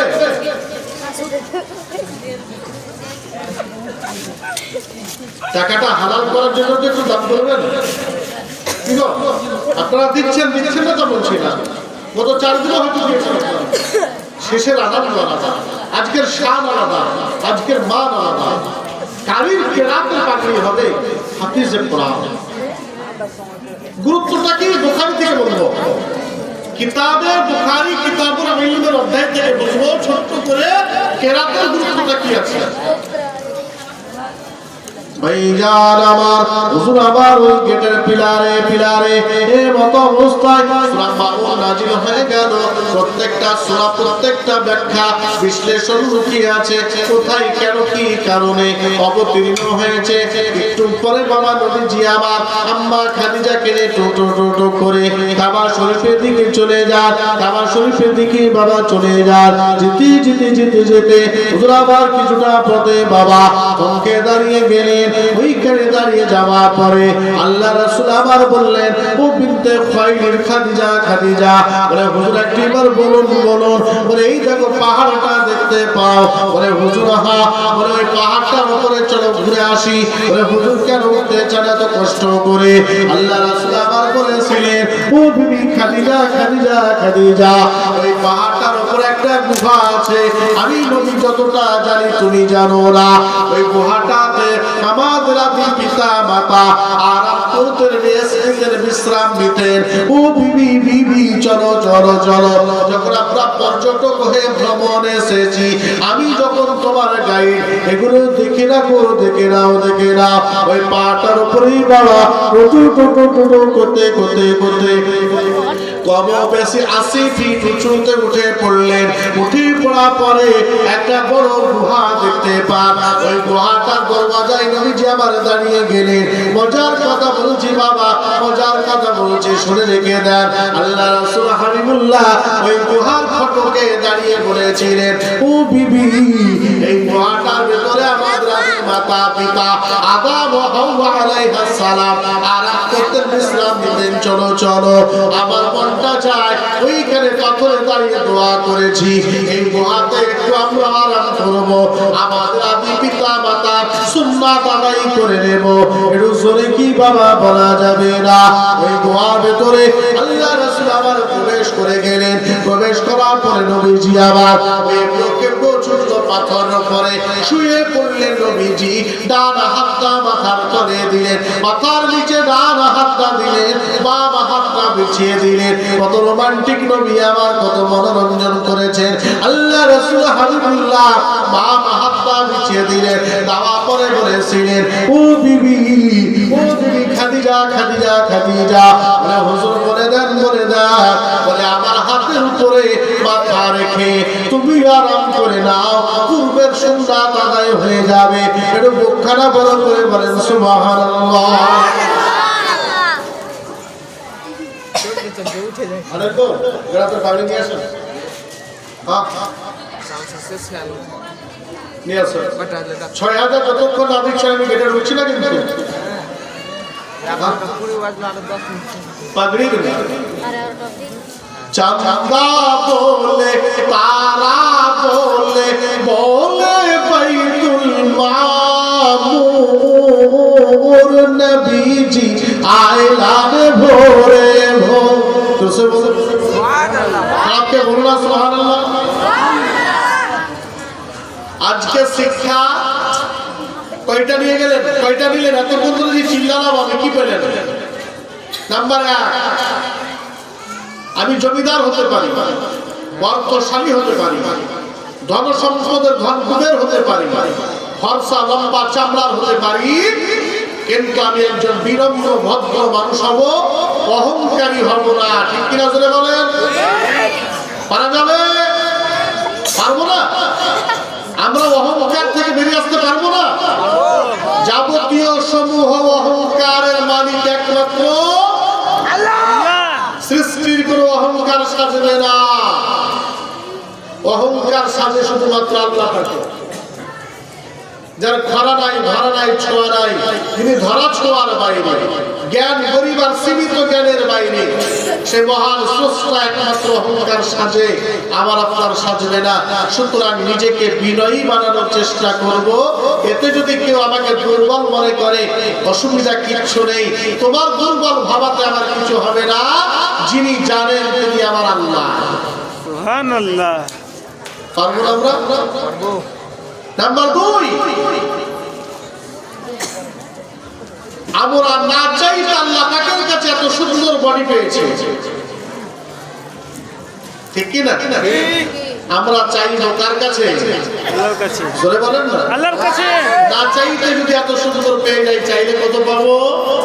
অনেক। তাই আনলিমিটেড যেখানে ব্যবস্থাপনা আছে, ঠোকা সেখানেই যাওয়ার চেষ্টা করবো। ঠিক চেষ্টা করবো। নাম্বার ৩, দ্বীনি খিদমতের জন্য ওয়ারাত্তিল কুরআন তারতিলা। যালিকাল কিতাব, এই কিতাবকে সংরক্ষণের জন্য, সম্মানকে অটুট করে রাখার জন্য ঘরের কোনায় কোনায়, আনাচে কানাচে হাফিজে কোরআন, কারিম কোরআন গড়ার জন্য এই সমস্ত প্রতিষ্ঠানগুলোর সঙ্গ দেব। যদিও অনেক সময় আমাদের ভুল ত্রুটির কারণে মন কষাকষি হয়ে যায়, মনোমালিন্যতা হয়ে যায়, কিন্তু সার্বিক স্বার্থের দিকে তাকিয়ে সামান্য সম্মান, মন কষাকষি, অহংকার, মনোমালিন্যতা থেকে বেরিয়ে একজোট হব আল্লাহর স্বার্থে। ইনশাআল্লাহ পারবো কিনা? জোরে বলে পারবো না? আমরা পারবো ইনশাআল্লাহ। দেখেন কোরআনের কি সুন্দর বাণী। নবীজি আমার বলতেছেন বুখারী শরীফের কিতাবুল ইলমের অধ্যায়ের হাদিস, রাসূল আমার বলছেন সাহাবীদেরকে, তোমরা যদি কোরআন শিখতে চাও উবাই বিন কাবের কাছে চলে যাবে। কার কাছে? উবাই বিন কাব, বিখ্যাত একজন কারি কোরআন। উবাই বিন কাবের কাছে যাবে, যাকে ইমাম বানিয়ে হযরত ওমর ফারুক তারাবির নামাজ ২ রাকাত জামাতে চালু করেছিলেন। তারাবির জামাতের সর্বপ্রথম যিনি ইমাম, মসজিদে নববীর ৬৩৮ খ্রিস্টাব্দে 634 থেকে 44 মদিনার প্রাইম মিনিস্টার ছিলেন, 32 লক্ষ বর্গ মাইলের শাসক ছিলেন হযরত উমর। সেই উমরের জামানায় যিনি পৃথিবীতে শ্রেষ্ঠ কারি হিসেবে পরিচিতি লাভ করেছিলেন তার নাম উবাই বিন কাব। এই জন্য নবী বললেন কোরআনকে শুদ্ধভাবে পড়ার জন্য, কোরআনকে সঠিকভাবে যাচাই করে পড়ার জন্য তোমরা যদি কোরআন শিখতে চাও উবাই বিন কাবের কাছে চলে যাবে। চিল্লায়া বলেন আরেকটু জোরে বলবেন না? যদি উবাই বিন কাবেরকে না পাও আব্দুল্লাহ বিন জুবাইরের কাছে চলে যাবে, তাকেও যদি না পাও আব্দুল্লাহ বিন মাসউদের কাছে চলে যাবে। নাম্বার 4টা বলবো কিন্তু একটু টাকা লাগবে, খুব মজার কথা। 4 নম্বরটা খুব কঠিন কথা আছে। কি কথা জানেন? শিখিয়ে দেব, আপনাকে শিখিয়ে দেব, ইনশাআল্লাহ কাজে লাগাবেন, কাজে লেগে যাবে।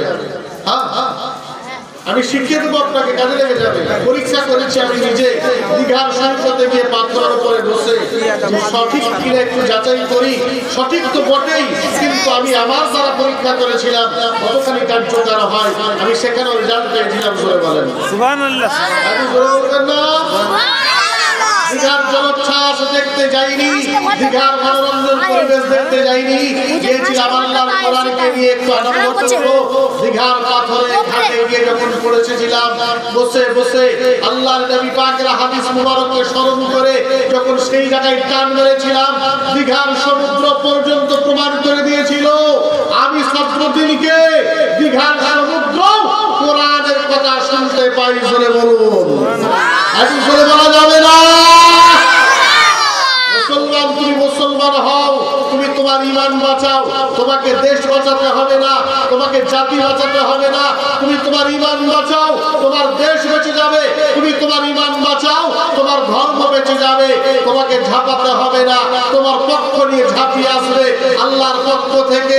ওয়াইমুন আবাবিয়াতার রিহিম বিহিজারাতিন মিন সিজিল। যদি তোমার এই বুকের পাওয়ার থাকে, তুমি যদি প্রকৃত কোরআনের ফলোয়ার হতে পারো, তোমার মিসাইলের দরকার নেই, পরমাণুর দরকার নেই, সত্য নিষ্ঠা নাই, নম্রতার সঙ্গে গিয়েছো আল্লাহু আকবার বলে যাই নামাজে দাঁড়াও, তোমার হাতে জয়ের পতাকা এনে দেবেন কে? আল্লাহ পাক। এই দিকে লক্ষ্য করে আপনি ইমানদার হয়ে যান। তাহলে বললাম আমরা ইমানদার হব, আমরা ইমানদার হব, অহংকারের খোলস থেকে বেরিয়ে আসবো, দিনের খিদমতে এক অপরের কাঁধে কাঁধ মিলিয়ে আমরা খিদমত করব। ইনশাআল্লাহ পারবো কিনা ভাই? বলে বলেন পারবো তো? আর একটা 6000 টাকার অপেক্ষায় ছিলাম, পাবো না? পাবো না? একটা 6000 টাকা বলো না ভাই। কি জনাব হযরত আলাউদ্দিন সাহেব আমাকে দাওয়াত করেছেন, উনি আমাকে দাওয়াত করা থেকে আপনারা কষ্ট পেয়েছেন? কষ্ট হচ্ছে আপনাদের? না, কারণ ভক্ত দাওয়াত করা খুব কঠিন।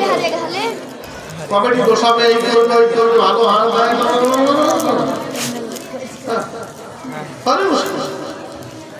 এই জন্য ওলামা হযরতের ভক্ত দাওয়াত করা খুব কঠিন কাজ। এই জনাব হযরত মাওলানা আফজাল সাহেব বীরভূমে ছিলেন, ঘরে এসে পরিচয় হলো। উনি যে এলাকায় ছিলেন হরিশপুর, খুব বড় আকারে একটা জলসা হয় ফাল্গুন মাসে, ঠিক না? প্যান্ডেলের শেষ মাথা দেখতে পাওয়া যায় না, বড় বড় পর্দা লাগানো থাকে। ওই প্যান্ডেল আমি হতভাগা 3 বার গেছি জলসা দেখতে, ওখানে পরিচয় হয়েছিল ওনার সঙ্গে। হ্যাঁ, তো আমি আপনাদের কাছে এসেছি বড় কষ্ট করে, আপনাদের দাওয়াতে, আপনাদের সাড়া পেয়েছি পাইনি তা না। আর মুর্শিদাবাদের মাটিতে রেজিনগর বলে একটা থানা আছে, থানার আন্ডারে 22 চৈত্র একটা প্রোগ্রাম হয়, এটা উৎস হয়। হুজুর শাহ শফি আব্দুল মান্নান কেবলা রাহমাতুল্লাহ আলাইহি, প্রচুর লোকের সমাগম হয়। 34 বেঙ্গল ব্লক হয়ে যায়, ব্লক হয়ে যায়। আল্লাহ পাক আপনাদের ঈমান, আপনাদের ইখলাস, আপনাদের ডিমান্ড কবুল করুন। জোরে বলেন আমিন। একজন আসবে না 5000 নিয়ে, 2000 1000 কেউ থাকলে দিয়ে দেন না, 4 জলদি দিয়ে দেন। কারি এবং হাফিজের পাগড়িটা নিয়ে আসেন, আমি একটু জোরে দেবো, আপনারা বেঁধে নেবেন, প্রোগ্রাম চলতে থাকবে। মহাব্বতের বাবু শোনা তোমরা একটু সাইডে এসো।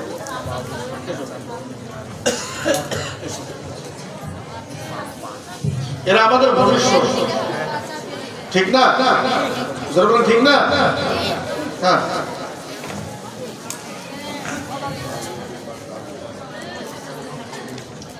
তো চলে আর একটা ৬,০০০ পেয়ে গেলে আমি গুহার ভিতরে একটা মজার ঘটনা আছে আপনাদের তুলে দিতাম। খালি ৫,০০০ টাকার অপেক্ষা ছিল। কত দোয়া দাবি যে নেন হুজুরদের কাছে গিয়ে হুজুর দোয়াদের একটা জামাই ভালোবাসে, বেটিকে ভালোবাসছে। এই ফাঁকে একটা সমাজের কথা বলে দিই, ব্রেনে নিয়ে যাবেন। মা, আপনাকে আমি বলছি, আপনার জন্যই বলছি। মেয়ে বড় হলে বাল্য বিবাহের যে একটা কথা আছে, এটা ব্রেনে নিয়ে যাবেন। মেয়ে 13 বছর 14 বছর হয়েছে, গভীর মনোযোগ। 13-14 বছর হয়েছে, মেয়ে গোলাপের কেমন গোলাপের মতো ফুল ফুটেছে। 18 বছর 21 বছর 20 বছরের ছেলেরা বারবার ঠোকা দিচ্ছে। মা মনে করছে আমার বিটির দাম বেড়েছে কত, মায়ের ধ্যান বেড়ে যায়। বাস্তব কথাটা বলছি আমি। যাকে গিয়ে বলে, ননদকে গিয়ে বলে আমার বিটির খরিদ্দার কত, সকাল বিকাল জামাই বারোটে খালি জামাই, খুব ঘ্যাপ দিয়ে বলেন। একটা সময় আর নিজেকে কন্ট্রোল করেন না। 14 বছর 12 বছর 13 বছর 15 বছর বিয়ে দিয়ে দিচ্ছেন। মা, আমি আপনার শত্রু নই, আমি আপনার পক্ষের কথা বলছি। 15 বছর বয়সে যখন বিয়ে দিলেন, যার সঙ্গে বিয়ে দিলেন তার 21 বছর বয়স। তার মধ্যে ধৈর্য, সহ্য, পরিবার গঠন হরমোন এখন এসে পৌঁছায়নি। শুধু গোলাপের কুড়িটা ভালো লেগেছিল, ঠোকা মেরে যে কাজে লেগে গেছে। 15 বছর 16 বছরের বয়সে মা, আপনার মেয়ে যখন নাতি নিয়ে আপনার বাড়ি আসছে, সে নিজে গঠন হয়নি, তার এখনো পুষ্টির অভাব। বাচ্চা সামলাবে, পরিবার সামলাবে, নিজেকে সামলাবে না স্বামীকে সামলাবে? স্বামীকে সামলাতে পারে না, পরিবারে অত্যাচার বঞ্চনা শুরু হয়, নিজের দেহের ফুলের কুড়ি আর থাকে না, চুপসে যায়। 22 বছরের যুবক তখন অন্যদিকে আবার তাকাতে শুরু করে। জোরে বলে ঠিক না বল? পরকীয়া বাড়ছে এই কারণে। আপনার মেয়ে যদি তার স্বামীর পিপাসা নিবারণ করতে না পারে, তখন স্বামী অন্যর প্রতি আবার নজর দিচ্ছে। যার প্রতি উঠে পড়েছিল গোলাপের কুড়িটাকে আপনি মা চুপসে দিয়েছেন সময়ের আগে, আর তার দেহের গঠন তৈরি হয় না, সে নিজেকেও কন্ট্রোল করতে পারে না, বাচ্চার প্রতি সে সহনশীল হতে পারে না, পরিবার গঠনে তার আন্তরিকতা থাকে না, সে নিজেকে যত্ন নিবে, বাচ্চার পরিষেবা দেবে, তাকে স্বামীকে সান্ত্বনা দেবে। এই পরিবেশে গিয়ে আবার স্বামী তখন অত্যাচার শুরু করছে, অত্যাচারিত হচ্ছে আমার এই ফুলের মতো কুড়ি বোনেরা। জোরে বলেন ঠিক না বল? এটা জোরে বলেন। তাই জোড়া হাত করে আপনাদেরকে আমি বলে যাচ্ছি, আপনাদের কাছে বলে যাচ্ছি, নবী কখনো বলেননি 12 বছরে বিয়ে দিয়ে দাও, নবী বলেননি 11 বছরে 14 বছরে বিয়ে দিয়ে দাও। নবী বলেছেন ভারপ্রাপ্ত সম্পূর্ণ গঠন প্রণালীর দিকে লক্ষ্য রেখে, তোমার সিচুয়েশনে, তোমার পরিবেশে, তোমার আবহাওয়াতে, তোমার অনুকূলে যখন গড়ে উঠবে তখন তার বিয়ে দাও। জোরে বলেন। এখন জোরে বলা যাবে না। ইসলামের আইনকে অপব্যবহার না করে আপনি বোন, আপনি মা, আপনাকে জোড়হাত করছি, মেয়েদের জীবনটাকে নিয়ে খেলবেন না, তিনি বিরক্তে পরিণত করবেন না, সমাজকে দুর্বিষহ করে গড়ে তুলবেন না। সমাজকে বাঁচান, নিজে বাঁচেন, পরিবারকে বাঁচানোর চেষ্টা করেন। আল্লাহ পাক তৌফিক দেন। সকলে বলেন আল্লাহুম্মা আমিন। একবার প্রাণ ভরে দরুদের রাসূলুল্লাহ পড়েন, আল্লাহুম্মা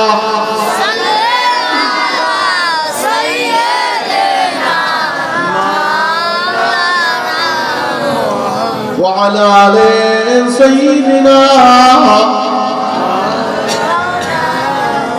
ভাইজান আমার বলতেছিলাম, আল্লাহ রাসূল হাবিবুল্লাহ নূরুল্লাহ যারে ঘরের মধ্যে বাবা শুয়ে পড়লেন, হুজুরের নিজস্ব ডান হাত মাথার নিচে দিলেন, বাম হাতটা বাম দিকে বিছিয়ে দিলেন।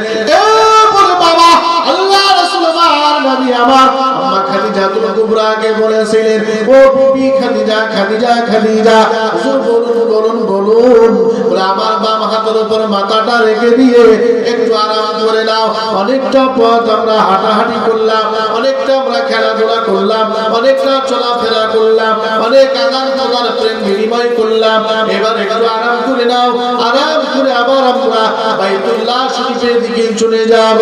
আল্লাহ রাসূল হাবিবুল্লাহ নূরুল্লাহ আমার যখন হাতটা বিছিয়ে দিলেন, আম্মা খাদিজা নবীজির পবিত্র হাতের উপরে মাথা রেখে এবার বাবা আরাম করবেন।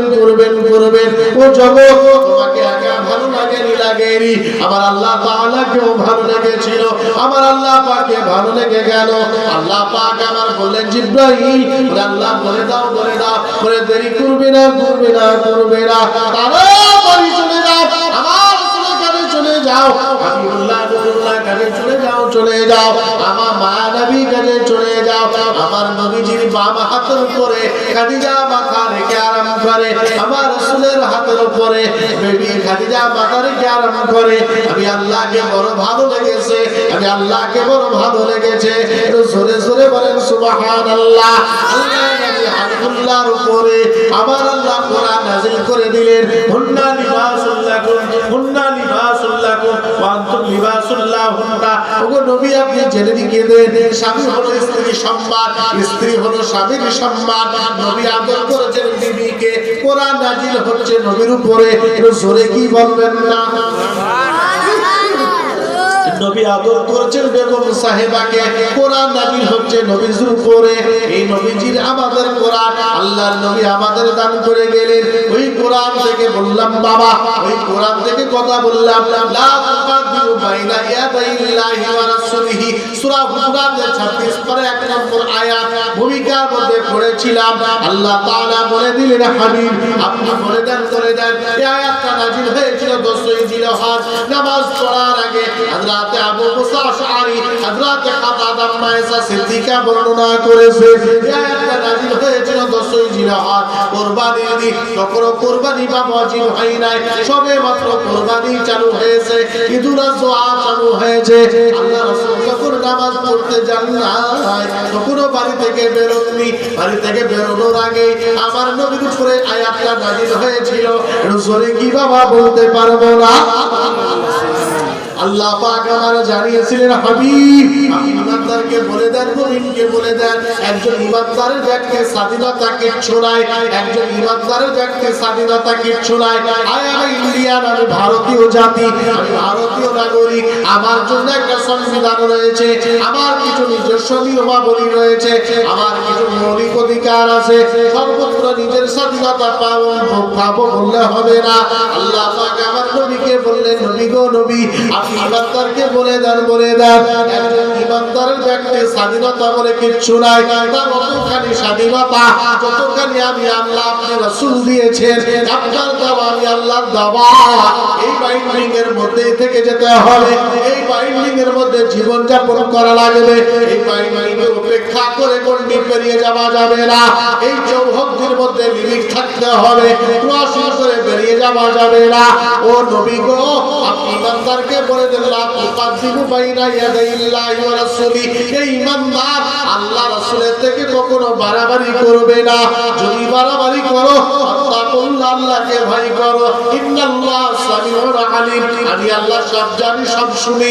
তোমরা চিন্তা করবে না পকেটে প্যান কার্ড, আধার কার্ড, ভোটার কার্ড থেকে যাবে, নাগরিকত্ব ক্যান্সেল হয়ে যাবে, পকেটে দলিল থেকে যাবে, রেকর্ড অন্যের নামে হয়ে যাবে। ও বান্দা শরীকে দাও, তোমার যদি নবীর থেকে বাড়াবাড়ি করে ফেলো, নবীর থেকে বাড়াবাড়ি করে ফেলো, যতই নামাজ পকেটে রাখো না কেন বাঁচতে পারবে না, যতই রোজা করো না কেন বাঁচতে পারবে না। কেননা নাগরিকত্ব যেমন ভারতীয় সংবিধান ধারা দিয়েছে, বিধান অনুযায়ী নাগরিক হওয়া লাগবে। নাগরিক হলে 2 টাকা কেজির চালেরও দাম আছে, নাগরিক নাও 14 তলা বিল্ডিং এর কোনো দাম নাই। আল্লাহ পাক আমার বুঝালেন, নবী গো, আপনার ইমানদার উম্মতকে বলে দেন যদি আপনার থেকে বাড়াবাড়ি করে ইমান থাকবে না, ইমানের সাথে টাকা যদি দান করে কাজে লেগে যাবে। ঈমান নাই, লাখো টাকার কোনো দাম নাই। ও নবী, ঈমানটা হলো নাগরিকত্ব, ঈমানটা হলো নাগরিকত্ব, কিসের নাগরিকত্ব? ইন্নাল্লাহা ইনদাল্লাহি ইসলাম, ইন্না দীনা ইনদাল্লাহি ইসলাম। ও নবী বলে দেন, বলে দেন, বলে দেন, একই সঙ্গে দুই ভাই এমএ পাস করেছে, 5টা ডিগ্রি করেছে, একজনের চাকরি অ্যাপয়েন্টমেন্ট লেটার এলো, আরেকজনের এলো না। যোগ্যতা সমপরিমাণ রয়েছে, সম ডিগ্রি রয়েছে, তারপরও যার কাছে অ্যাপয়েন্টমেন্ট লেটার চলে এলো তার জন্য কিছু বাধ্যবাধকতা রয়ে গেল, সরকার রুলস ফলো করতে হলো। আর বাবা যার কাছে এলো না, তার শিক্ষাগত যোগ্যতা থাকতে পারে কিন্তু কোনো সরকারি বাইন্ডিং থাকলো না, তার বরখাস্ত নাই, প্রমোশন নাই, ডিমোশনও নাই। আল্লাহ বলেন, নবী গো নবী, ইন্না দীনা ইনদাল্লাহি ইসলাম, আমি ইসলাম ধর্মাবলম্বীকে অ্যাপয়েন্টমেন্ট দিয়ে দিয়েছি। তোমাদের ডিমোশন, প্রমোশন, বরখাস্ত আছে। তুমি যদি বাড়াবাড়ি করো, আমি আল্লাহ বরখাস্ত করতে পারি, ডিমোশনও করতে পারি। জোরে কি বাবা বলা যাবে না? আর একটু জোরে বলতে পারবো না? মনে রাখবো, আমরা ইমানদার, কে কি করলো দেখে লাভ নাই। আমার কবরে আমাকে যেতে হবে, আপনার কবরটা ভালো কেমনে বানাবেন চিন্তা করে। ইলা মাদ্দা বাসারিহি, চোখের যদি যতদূর যাবে কবরটাকে আল্লাহ কত বড় বানিয়ে দেবে দেখে লাগবে 3.5 হাত।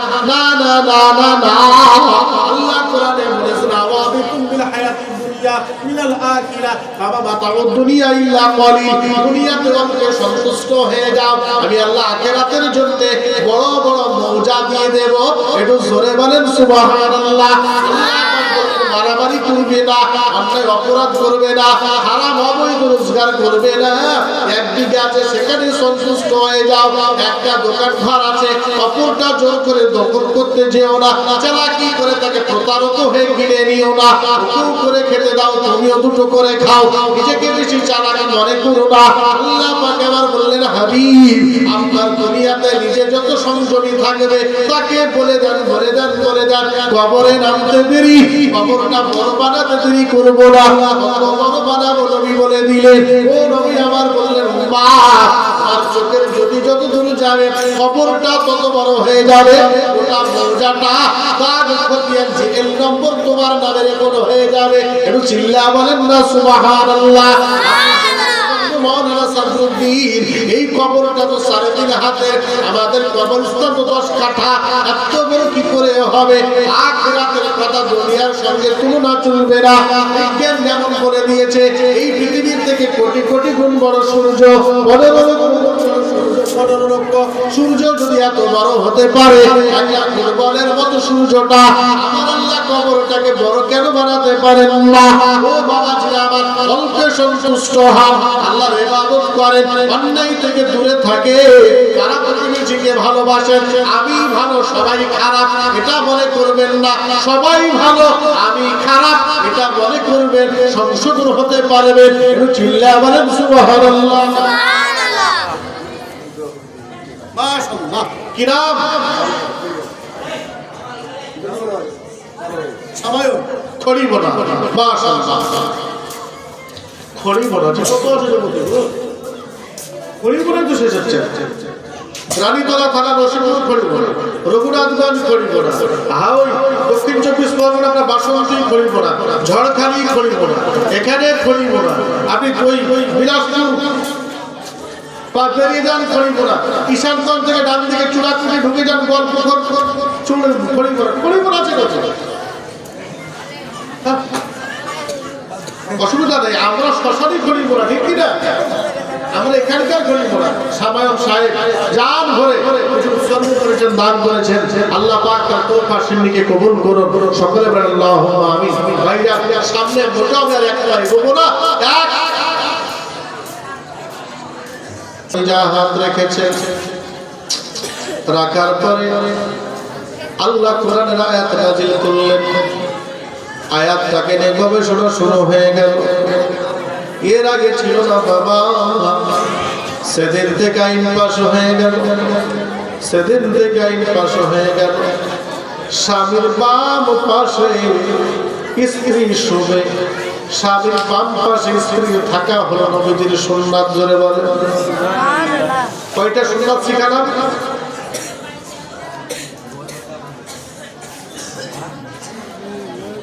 স্বামীর বাম পাশে থাকাটা কার সুন্নাত? কি করে ধরে বলবেন না? নবী পাকের সুন্নাত। স্ত্রী কোথায় থাকবে বিছানাতে? কোথায় থাকবে? আরে বামে গো, এত ভয় তো আপনার কি ব্যাপার? পাশাপাশি আছে মানে ভয় লাগছে? আরে জায়গা থাকলে বামে নিবেন, না থাকলে ডানে নিবেন, বিছানা থেকে ফেলে দিয়েন না। উঠিয়ে তো বলে আবার বিছানা থেকে ফেলে দিয়েন না। সুন্নাত যদি বামে জায়গা থাকে বামে নেবেন, নবীজি সুন্নাত আদায় হবে। এখন জায়গা নাই বলে হুজুর বলে গেছে মুফতি সাহেব এই ফতোয়া মানতে গিয়ে বেচারাকে নিচে নেমে ঠান্ডা করে জানেন না? আর একটা সুন্নাত দিলাম, স্ত্রীকে সাথে নিয়ে আঙ্গুলের ভিতর আঙ্গুল ভরে হাঁটা হলো কার সুন্নাত? বলে বলেন না, নবীজির সুন্নাত। বলে হুজুর এটা কি পারা যায়? বাড়িয়ালির হাতে হাত ধরে রাস্তায় চলবে, কেমন কেমন লাগছে? কেমন হয়ে গেল? না, মজা আছে এখানে। মা শুনে রাখেন, কাল থেকে ভুল করবেন না, একা একা ছাড়বেন না কিন্তু। স্বামী স্ত্রী দুজনে যদি আঙ্গুলে আঙ্গুল ভরে হাতে হাত ধরে চলেন না, আপনার বাড়িয়ালির দিকেও কেউ তাকাবে না, আপনার স্বামীর দিকেও কেউ তাকাবে না। ঠিক ঠিক না ধরে বলেন? জান্নাতি জোড়া সাথে আছে, এটা উপকার হয়ে গেল। হ্যাঁ, কেউ কারো দিকে তাকাবে না। আর যদি পাঁচা তাকে পিছে হাঁটে তো চোখে বিপরীত করতে পারে, চোখ খুলে কথা তো। আল্লাহু আকবার, আওয়াজ হবে না, শান্ত পরিবেশ, শান্ত পরিবেশ, আওয়াজ হবে না।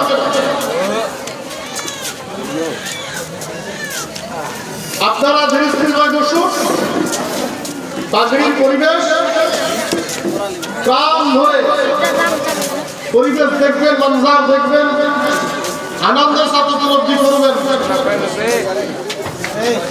কিন্তু হট্টগোল হইচই নয়।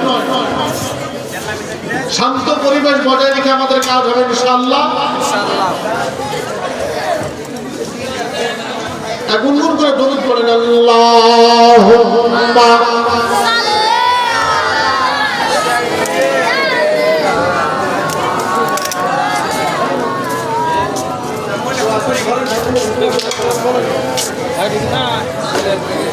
Halo.